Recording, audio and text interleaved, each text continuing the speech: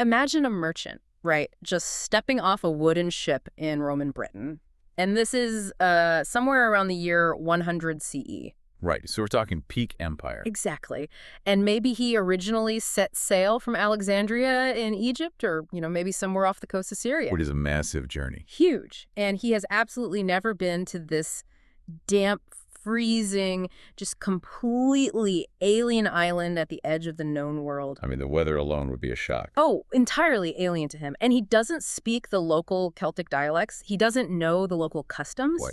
Yet Yeah. the moment his boots hit the stone of the pier, he knows exactly how to enforce a business contract. Because of the Roman legal system. Yes. He knows exactly where the public baths are located. He knows precisely what the local currency is worth. He knows who the magistrates are and what the exact penalty is for theft. It's like he never left home. Exactly. He is operating inside what might actually be the most successful piece of open source software ever coded, which is the Roman Empire. That is such a great way to frame it.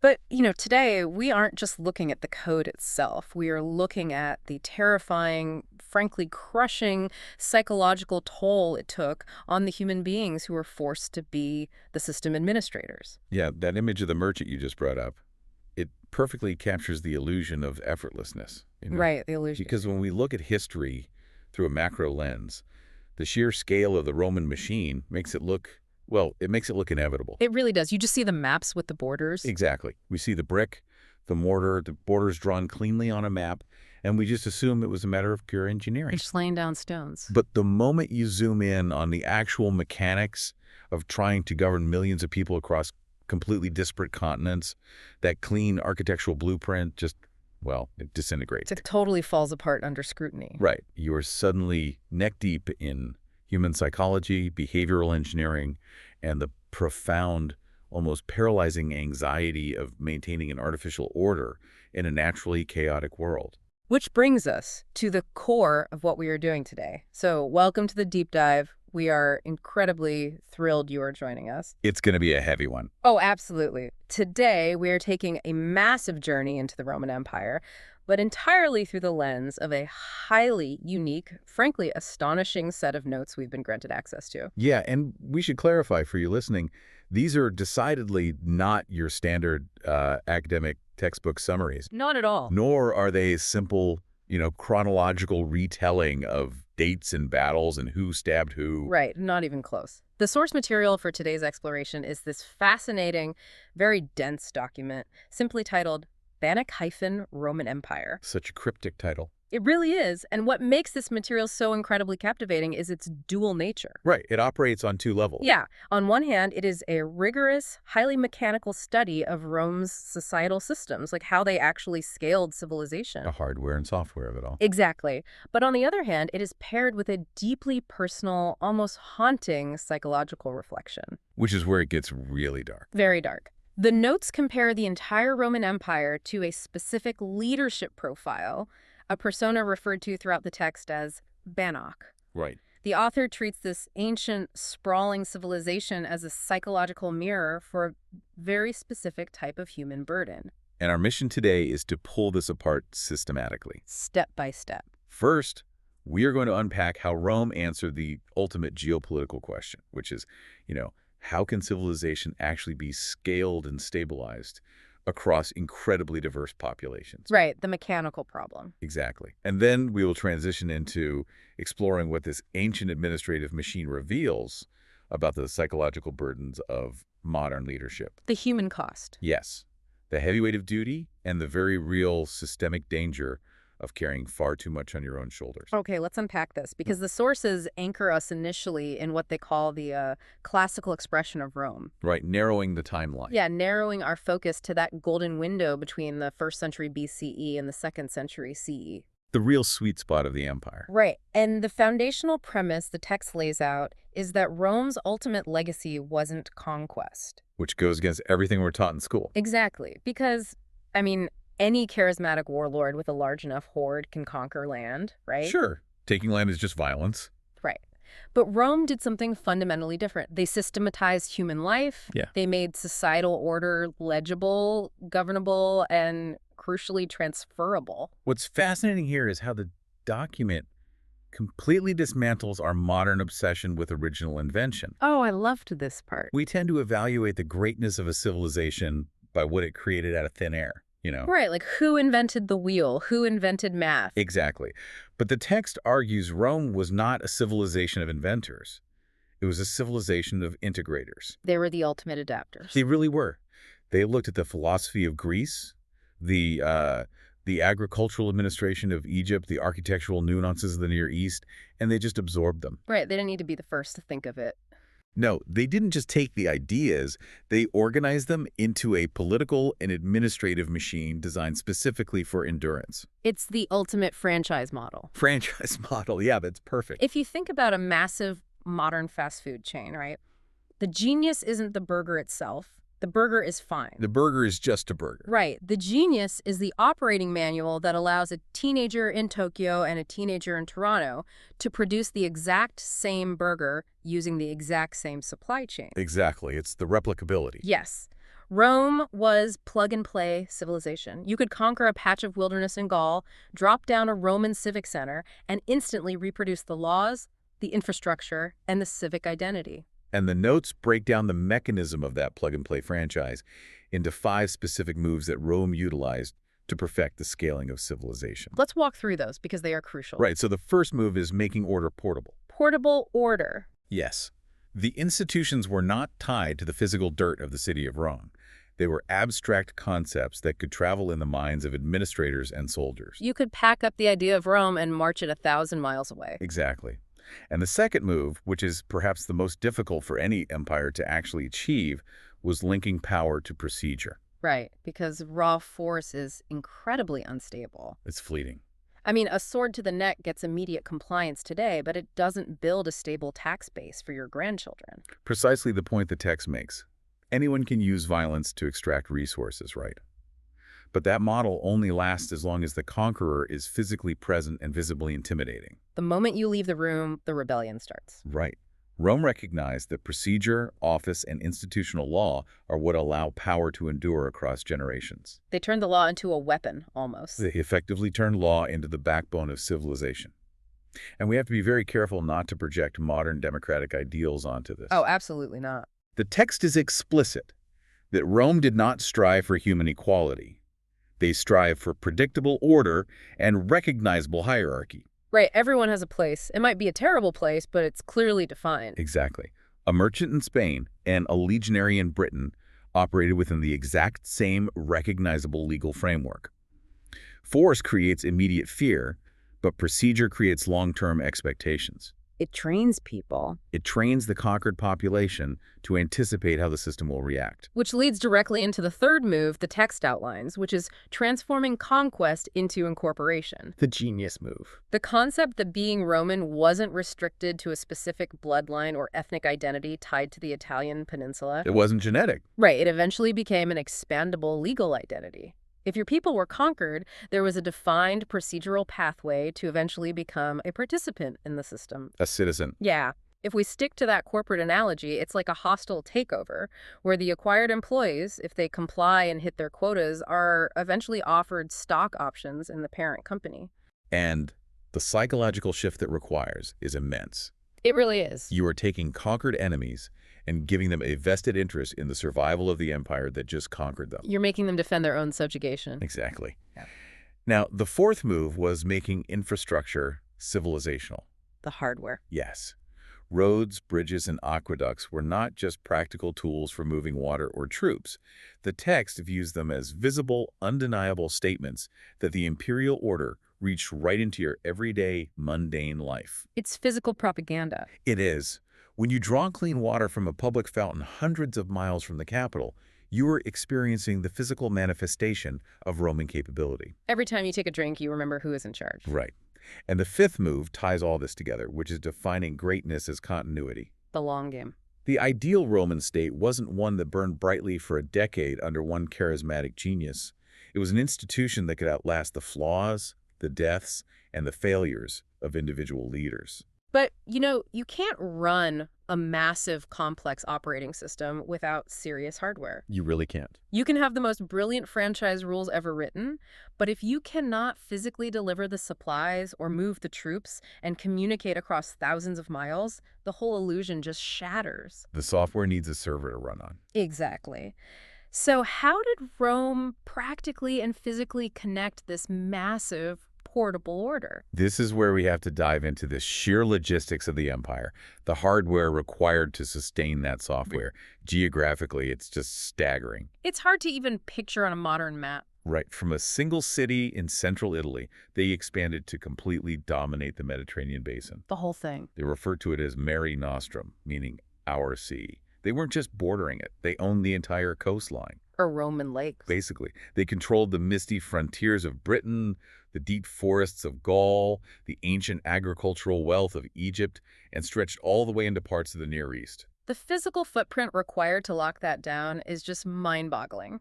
We are talking about the standardization of military camps, so a soldier could march 500 miles and sleep in a camp laid out identically to the one he left. Right, the commander's tent is always in the exact same spot. Always. We're talking about the revolutionary use of concrete to build structures that actually survive to this day, and of course the thousands of miles of paved road networks. The famous Roman roads. Yes, but I want to push back on this a little, or at least challenge the romanticized view of it that we get. Okay, sure. Because when we look at all this infrastructure, all this road building, wasn't this essentially just a massive, incredibly efficient money-making scheme for the elites? The giant grift. Yeah, a way to extract wealth from the provinces and just funnel it directly into the pockets of the Roman aristocracy. Well, if we look at the pure flow of wealth, an enormous amount certainly traveled from the periphery to the center, enriching the elite. There's no denying that. Right? However, the text argues that framing the infrastructure merely as a smash-and-grab extraction tool misses the actual economic philosophy at play. Awesome. The Roman objective wasn't just hoarding. It was reliability. They integrated the entire Mediterranean into a predictable, massive zone of exchange. So it wasn't just a one-way street. No, we're talking about a highly complex supply chain where grain harvested in Egypt, metals mined in Spain, and luxury goods from the East were constantly moving through interconnected, secure routes. So the roads enabled commerce, not just theft. Right. The roads, the deep-water ports, made possible by Roman concrete, the massive warehouses, they made long-distance trade economically sustainable by lowering the risk of transport. It's the physical management of distance. Because, Yeah. Distance is the ultimate enemy of an empire. It is, and conquering distance was the real Roman miracle. It wasn't just that they had resources, it was their ability to make distance manageable. To shrink the map. Exactly. They could move armies fast enough to crush a rebellion before it spread. They could move administrative messages efficiently. They could collect taxes reliably in varying currencies and forms of goods. It's clockwork. And consider the logistics required just to feed the city of Rome itself. You had a metropolis with a population size approaching 1 million people.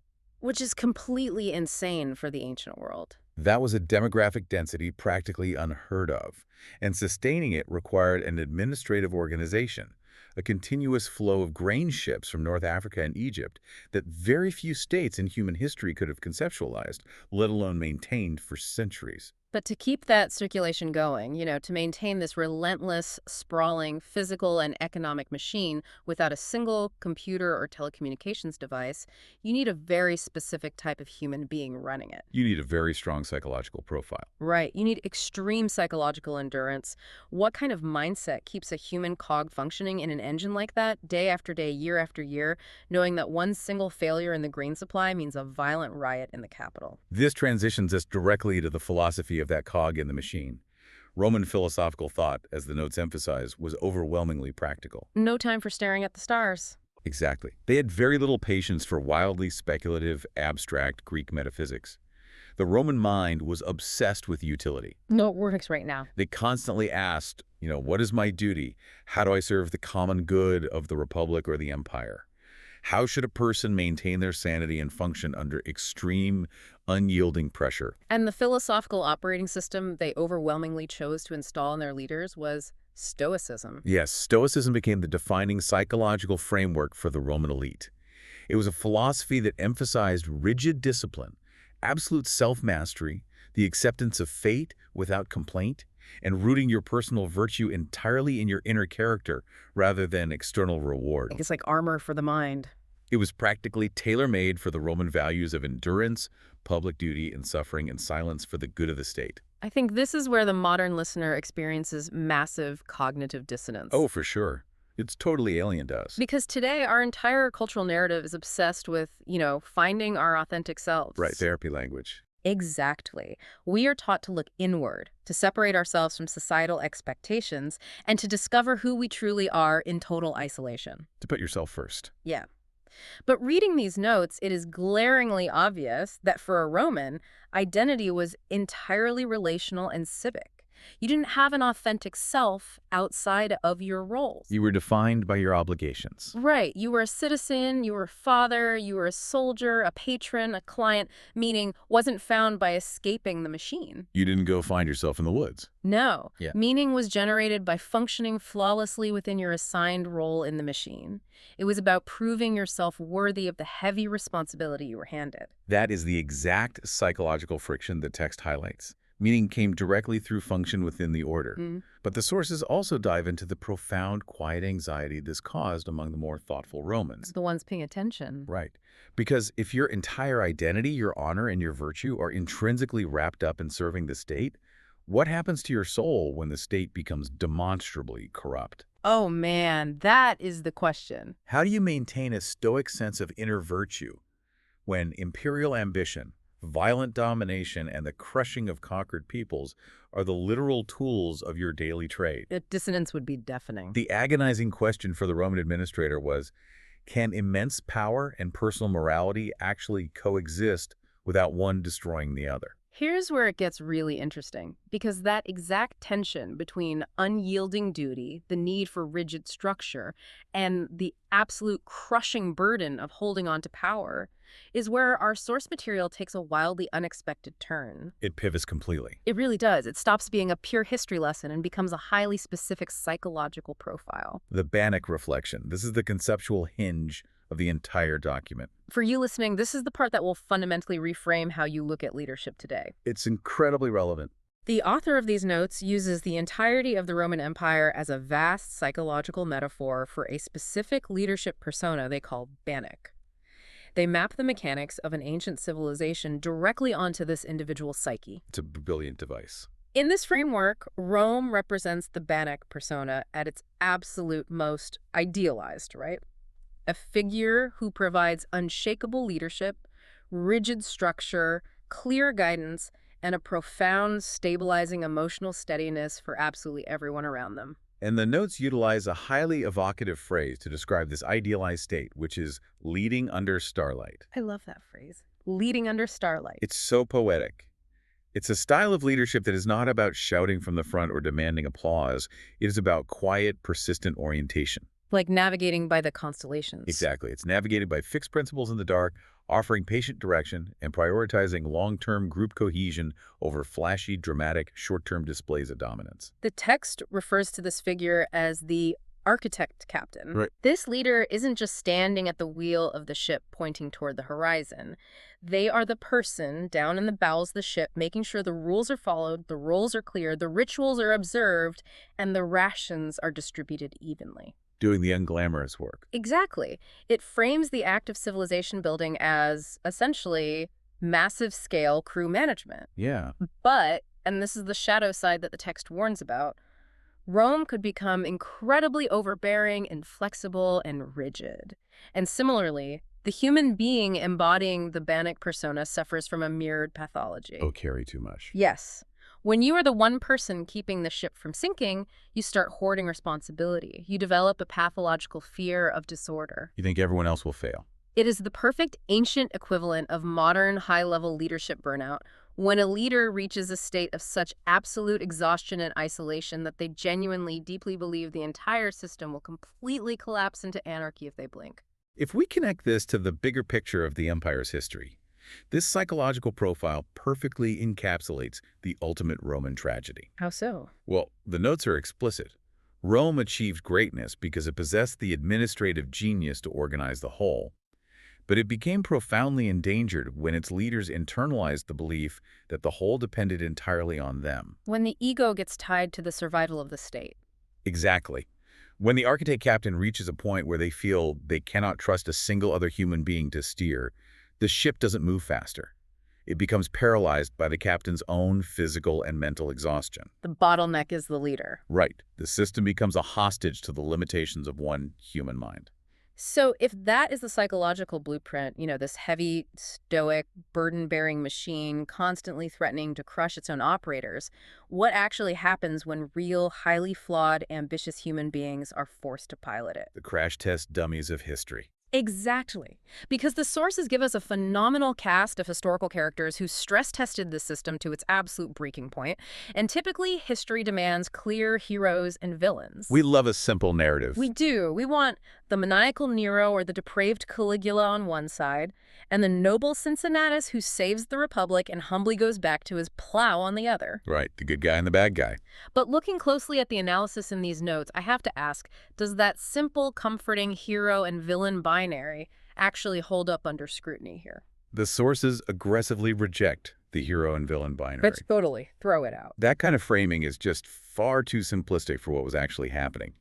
The figures who truly matter in the Roman narrative aren't just, great men operating in a vacuum of personal morality. They are stress vectors. Stress vectors, that's a great term. They reveal the hidden structural truths, the architectural flaws of the civilization itself.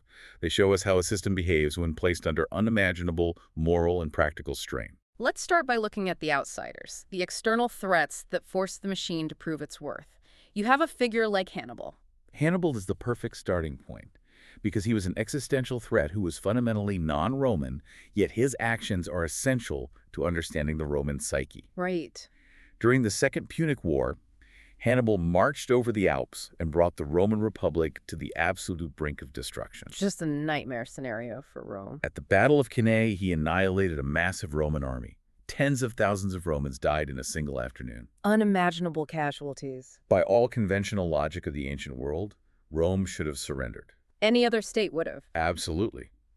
But Hannibal's historical importance in these notes is what he inadvertently proved about the Roman system. Rome's ultimate weapon wasn't just winning battles.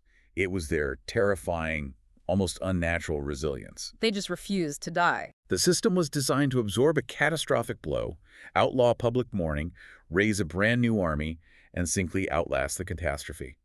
Hannibal revealed that the Roman machine could not be broken by mere military defeat. But then you have Spartacus, who has an internal threat. Right, the threat from inside the house. And the notes point out that while Hannibal tested their military resilience, Spartacus exposed the deeply uncomfortable, dark underbelly of the entire economic algorithm. The cost of doing business. Yeah. The astonishing prosperity, the paved roads, the massive trade networks, the grain shipments, it was all heavily reliant on a brutal foundation of violence and coerced enslaved labor. It didn't run on magic. Right. Spartacus led a massive slave revolt that forced the Roman elites to look directly at the immense human cost of their prosperity. It showed that the plug-and-play civilization required human fuel to keep the gears turning. A very grim reality. Very. But what about the men who didn't fight the system from the outside or from the bottom, but broke it from the very top? The system breakers. Here, the text points to the Gracchi brothers. Right. They were elite reformers operating within the political system who recognized a fatal flaw, which was massive wealth inequality, and the consolidation of land by the ultra-rich were destroying the citizen-soldier class that built the republic. The rich were just buying up all the family farms. Exactly. They tried to force through land reforms. And the resulting political violence showed that internal rot and the refusal of the elite to share wealth were just as deadly to the republic as any foreign army. The greed at the top breaks the foundation. The system couldn't handle its own success. Then you move to Marius and Sulla. Oh, these guys. These were generals who identified a terrifying loophole in the operating system. They figured out that if the state can no longer adequately reward its soldiers, a wealthy general can step in and provide that reward. Privatizing the military. Precisely. By making the military financially loyal to the individual general rather than the abstract concept of the state, they effectively militarized Roman politics. Sulla actually took his legions and marched on the city of Rome itself, a profound breaking of the ultimate taboo. Which perfectly sets the stage for the ultimate system breaker, Julius Caesar. The big one. He is so fascinating in this framework because, as the text notes, he forces the most dangerous question any civilization can face. Can a republic, a system of distributed power, survive when one single man becomes undeniably too capable and too necessary? When one person's just better than the system. Right. Caesar was a military genius who conquered Gaul. He was a brilliant populist who understood the mob, and he was the architect of the Republic's destruction all at once. He was all of it. The hardware of the Republic, which was designed for a small city-state, simply could not process the software of a global empire, and Caesar was the bug that crashed the system. You just cannot stick a simple moral label on him. Exactly the point. The notes argue that in Rome, ambition was paradoxical. Paradoxical how? Well, the exact same ambition required to save the state from external threats was the ambition that would eventually destroy the state from within. The traits were inseparable. You needed the wolves to protect the sheep, but then the wolves are in charge. Right. Which leads us to the system builders, the men who had to clean up the wreckage. After Caesar is assassinated and the Republic completely collapses into chaotic civil war, his heir, Augustus, steps into the vacuum. Augustus is fascinating. He really is. And Augustus executes what might be the most brilliant piece of political engineering in history. He fixes the Caesar problem. He solves Caesar's problem, was the Roman hatred of kings, by designing an absolute monarchy that is meticulously disguised as a functioning republic. The ultimate sleight of hand. He doesn't call himself king, he calls himself first citizen. I'm just the first among equals, guys. Right. He uses all the old Republican terminology, keeps the Senate, observes the ancient rituals, but quietly centralizes every lever of real power, the treasury and the legions, within his own household. He rewrote the operating system while convincing everyone they were still running the old version. And once that new system is running, you get subsequent leaders who have to adapt it to new realities. You have Hadrian, who makes a massive psychological shift. From offense to defense. Yes. For centuries, Rome's identity was built on endless, aggressive expansion. Hadrian looks at the map, looks at the logistics, and basically says, stop. Enough is enough. He shifts the mindset from expansion to stewardship and consolidation. He literally builds walls, like Hadrian's Wall in Britain, to physically define where civilization ends. Drawing a line in the dirt. And later, you have Diocletian, who inherits an empire that is actively collapsing under its own weight during the crisis of the 3rd century. Things were really bad then. Complete disaster. His solution is radical restructuring. He realizes the Bannock burden is physically impossible for one man to carry, so he splits the administration. He creates the tetrarchy, dividing the empire into 4 distinct zones of control just to keep the sheer mass of it from collapsing inward. But the text also insists we look at the voices, the philosophers who narrated this psychological strain. The commentators? You have Cicero, who serves as the doomed intellectual conscience of the dying republic, desperately trying to defend the ideals of shared power as men with swords literally dismantle it around him. A tragic figure. And then, at the apex of this psychological study, there is Marcus Aurelius. Ah, Marcus Aurelius. The notes single him out explicitly. He is the ultimate Bannock match. The perfect example. He is the living embodiment of the profile. He is. We are talking about the most powerful man on the planet, an emperor who actually wrote a foundational text on Stoic ethics, the Meditations, not from a quiet library, but from a military tent, while ruling an empire suffering from a devastating plague and endless border wars. Writing in the mud, basically. Exactly. His writings are essentially a diary of a man trying desperately not to succumb to the Bannock burnout. He's coaching himself. Yes. He's the idealized ethical ruler, bearing immense soul-crushing burdens, constantly reminding himself to maintain self-command, to fulfill his duty to the whole, and not to let the absolute power corrupt his inner virtue. It's beautiful, but also terribly sad. It is. But the text is quick to point out the tragedy here. Even the ultimate philosopher king is complicated. His private, immense virtue did not guarantee perfect political outcomes for the machine. Right, because his ultimate legacy includes handing the keys to the empire directly to his son, Commodus, whose disastrous reign essentially ended the Golden Age. Virtue isn't genetic, unfortunately. It really shows the vulnerability of relying on individual character rather than systemic checks. But, we spent a lot of time talking about the famous names, the men whose faces are on the coins at the absolute top of the pyramid. The 1% of the 1%. Exactly. If we are truly talking about the scaling of civilization, What did the friction of this machine actually feel like for the millions of nameless people at the very bottom? The everyday reality. Because the sources paint a picture of daily Roman life that is overwhelmingly defined by extreme, almost unimaginable inequality. The class hierarchy was not just present, it was aggressively enforced and legally codified. It was baked into the law. Your status in Roman society dictated absolutely everything. It determined your legal rights, the level of honor you were afforded, your economic opportunities, and crucially, your physical vulnerability to state violence. The law literally treated people differently based on their social class. You had the urban poor packed into Rome, living in these towering, incredibly crowded, noisy, famously fire-prone apartment blocks called insulae. Just absolute fire trap. Yeah. They spent their days hustling for work, gathering at the public baths, or relying on the grain dole just to not starve. Right. And outside the city, the vast, overwhelming majority of the empire's population lived in rural areas, locked into the brutal, back-breaking seasonal vulnerability of ancient agriculture, producing the grain that fed the center. The invisible workforce. If you were listening to this today with modern...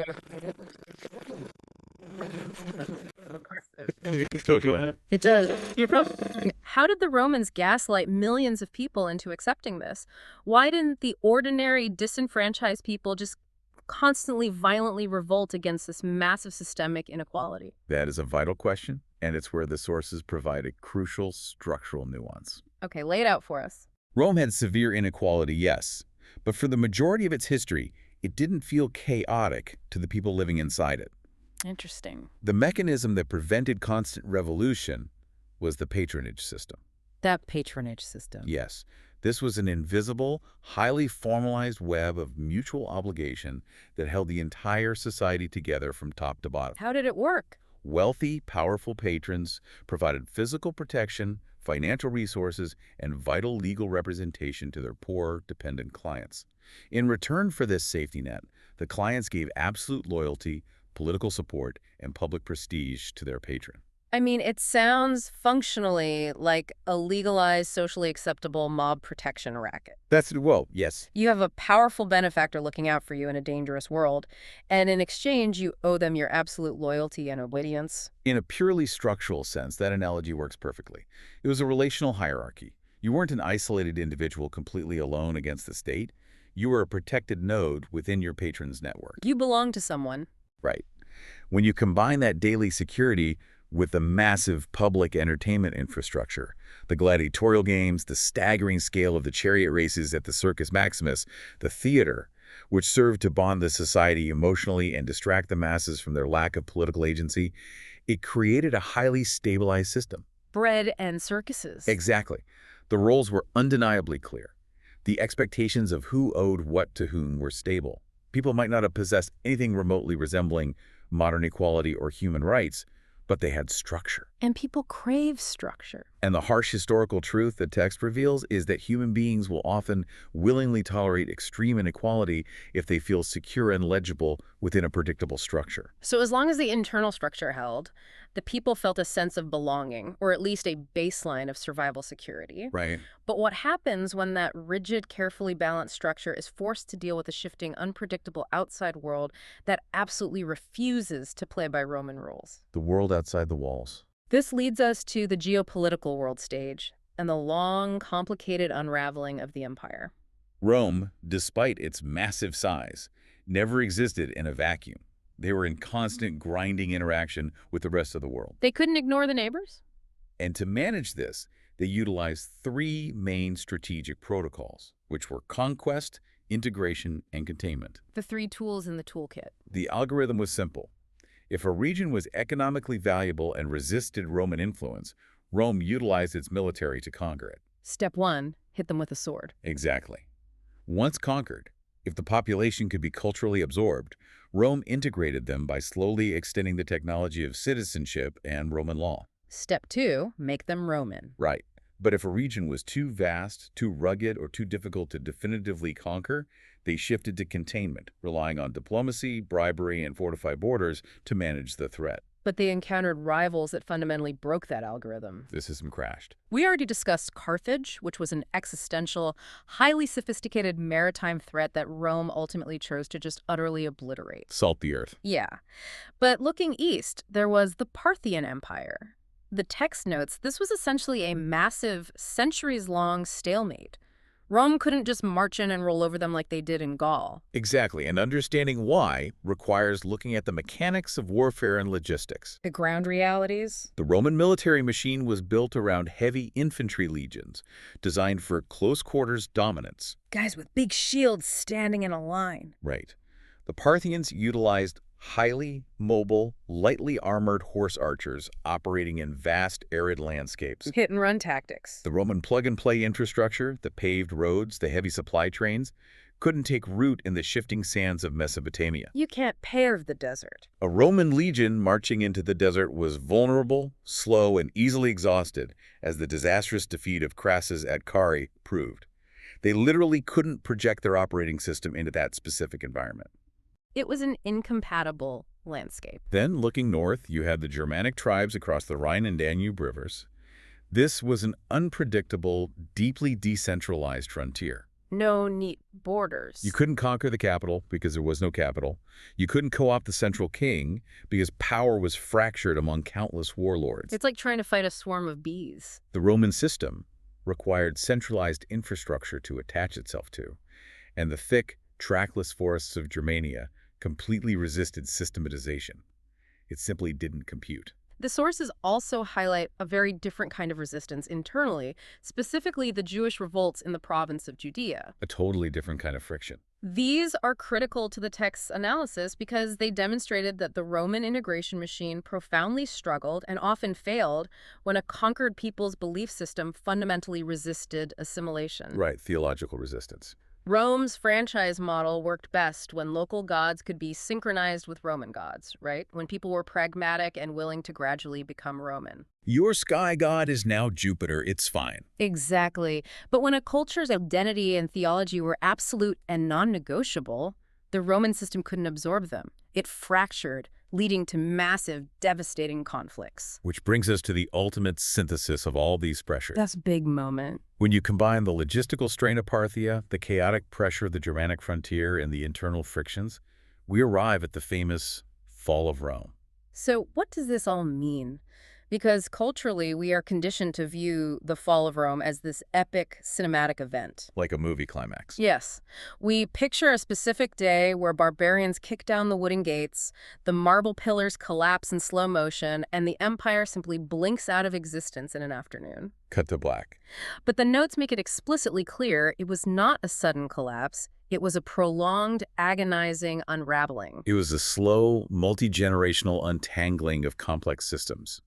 The text stresses that looking for a single cause, lead poisoning, moral decay, a specific battle, is entirely missing the point. There's no single bullet. It was a compounding convergence of systemic failures.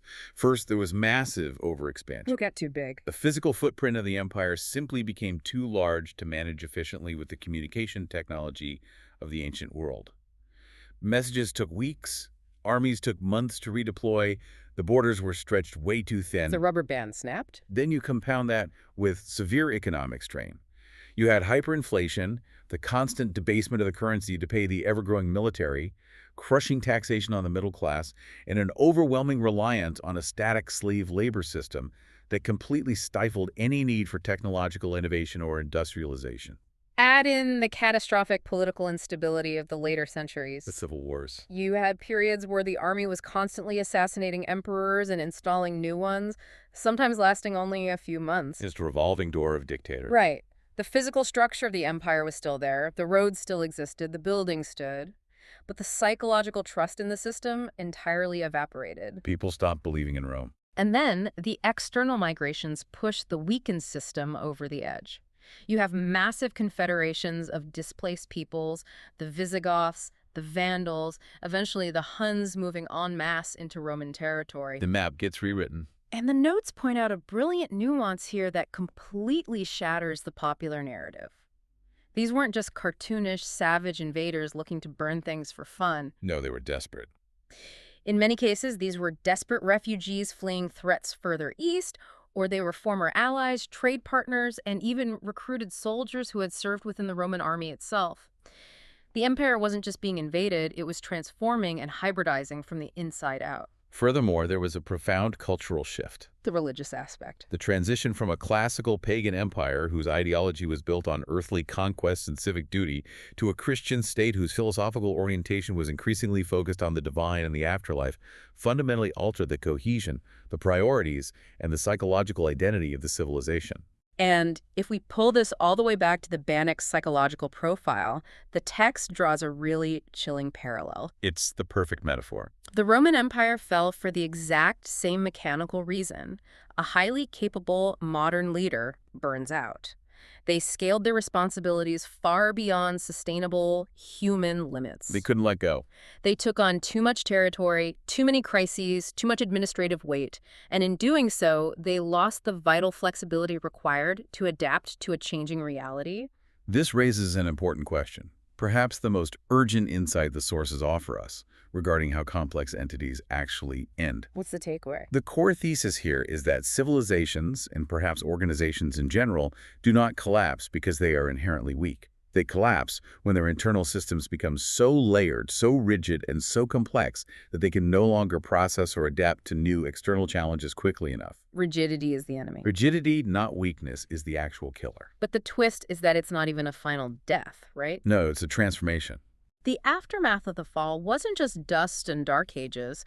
The western half of the empire fragmented into various decentralized kingdoms, the Franks in Gaul, the Visigoths in Spain. The precursor to modern Europe. But these new rulers didn't erase Rome. They actively adopted its operating system. They utilized Roman law, they walked on Roman roads, they spoke Latin-based languages, they adopted the Roman religion. They kept the software. And meanwhile, the eastern half of the Roman Empire, operating out of Constantinople, literally kept the machine running for another 1,000 years. Rome didn't disappear, it just diffused. It diffused directly into the DNA of the modern world. It's everywhere. The phantom architecture of Rome echoes forward in our modern legal concepts, our monumental architecture, our Romance languages, and our very foundational ideas of what constitutes governance, citizenship, and the state. It is an absolutely incredible conceptual journey.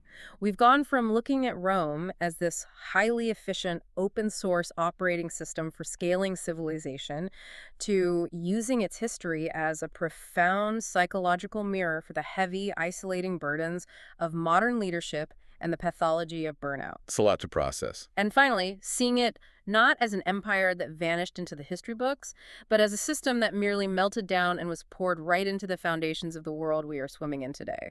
It provides a remarkably powerful framework. It forces us to understand both the sweeping mechanics of history and the intimate frailties of human nature simultaneously.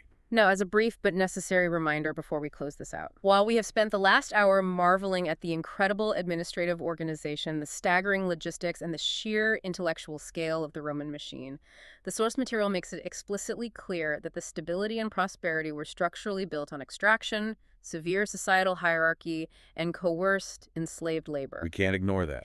Our objective today has been to objectively examine the mechanical engineering of how this massive engine actually ran, not to endorse the morality of the human fuel it consumed. Absolutely.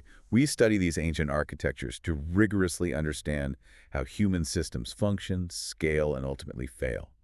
We do not study them to excuse or romanticize the immense human cost required to maintain those systems. Well said. And as we leave you today, there's a final lingering thought embedded deep in the text that is entirely worth carrying with you into your own life. Leave us with it. The sources clearly demonstrate that Rome ultimately unraveled because its vast, rigid systems stopped adapting faster than its external challenges were evolving. When you look around at the incredibly complex, deeply interconnected systems of our modern world today, our own sprawling physical infrastructure, our highly optimized global supply chains, and our massive, slow-moving political institutions, are we currently operating in a phase of brilliant, resilient Roman expansion? Or are our systems quietly, invisibly losing the flexibility they desperately need to survive the next great, unpredictable challenge? Just how murky is the water we are all currently swimming in? Thank you so much for joining us on this massive deep dive. Take care of yourselves, keep questioning the systems around you, and we will catch you next time.